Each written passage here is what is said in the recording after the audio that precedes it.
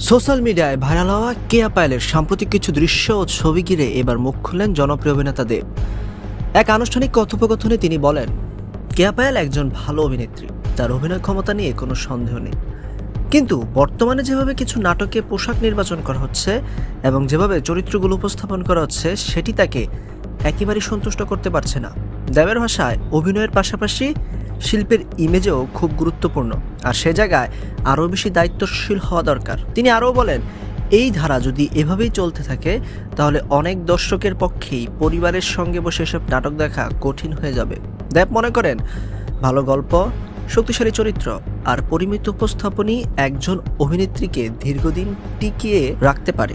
আর কেয়া পায়েলের মতো প্রতিভাবান শিল্পীর ক্ষেত্রে বিষয়টি আরও বেশি জরুরি। আপনি মন্তব্য নিয়ে কি মনে করেন? কেয়া পায়েলের বর্তমান কাজ আপনাকে সন্তুষ্ট করছে কিনা কমেন্টে জানাতে ভুলবেন না। আর নতুন দর্শক হয়ে থাকলে অবশ্যই চ্যানেলটি সাবস্ক্রাইব করে আমাদের সঙ্গে থাকবেন। ধন্যবাদ।